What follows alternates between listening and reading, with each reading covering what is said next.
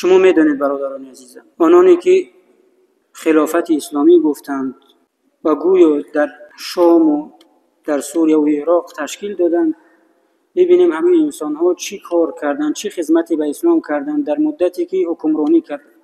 اینها همون گروه انسان هایی هستند که در اول اسلام، در صدر اسلام، صحابگان نزدیک پیامبر صلی الله علیه و سلم و داماد پیامبر صلی الله علیه و سلم حضرت علی را در مسجد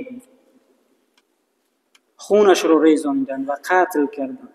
این همان گروه انسان هایی هستند که فریفته شدند و جاهلند و این دین پاک را که دینی که سراسر رحمت و شفقت و مهربانی و حلم و برادری و اخوت و محبت است، اینها در تمام دنیا این دین پاک را همچین دینی خونین، دینی ظالم نشان دادند.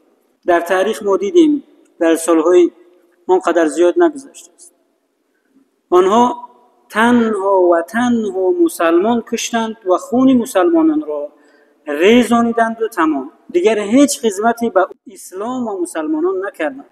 از این فرقه مردمی که دعوای خلافت و دعوای دولت اسلامی میکنند در حذر باشید برادران عزیزم. اینها گروه‌هایی بودند که یا گوییم دولت‌های منفعت‌خواه آنها را ساختند و چند مسلمانی که هیچ علم و هیچ فهمی از اسلام ندارند جمع آوردند و به آنها سلاح دادند و قدرت دادند تا اینکه خون برادران مسلمان خود را بریزانند و تمام. پس فریفته نشوید وقتی میگن دولت اسلامی و خلافت اسلامی. پیامبر محبوبمون رسول اکرم صلی الله علیه و سلم در موضوع خلافت حدیثی دارند که امام احمد، امام ترمذی و ابو داود روایت میکنند از پیامبر خدا صلی الله علیه و سلم که میفرمایند در مضمون این حدیث آمده است که پیامبر صلی الله علیه و سلم گفتند بعد از وفات من خلافت 30 سال است. ما میبینیم در 30 سال بعد از پیامبر خدا صلی الله علیه و سلم خلیفه یکم ابوبکر صدیق با عدل خود، با صدق خود، با عدالت خود تمام مسلمانان را سرجم نمودند و خلافت کردند بعد از پیامبر خدا صلی الله علیه و سلم. بعد از او حضرت عمر فاروق، بعد از آن حضرت عثمان ابن عفان، عثمان ذوالنورین میگویند که صاحب 2 نور بود، صاحب 2 دختر رسول اکرم صلی الله علیه و سلم را به نکاح خود درآورده بود بعض از دیگری، و سیمین دامادشان حضرت علی رضی الله عنه و 6 ماهی که حضرت حسن رضی الله عنه خلافت کردند. در همین 30 سال تمام شد و در دوام حدیث میخونیم که پیامبر صلی الله علیه و سلم میگن بعد از آن ملکی میشود و امیری میشود و پادشاهی میشود.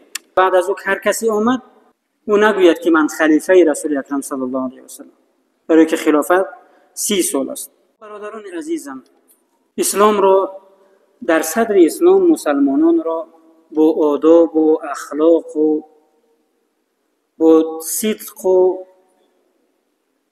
با انسان حلیمی میشناختند.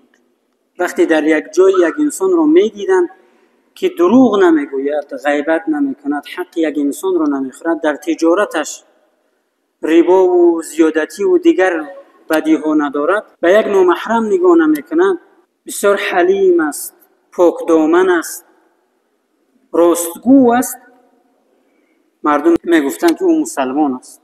اول اسلام را با مسلمانان میشناختند، یعنی یک انسان را خوش اخلاقی را میدیدند میگفتند هر چی نباشد این را همان بزرگان تربیت کردند و این مسلمان است.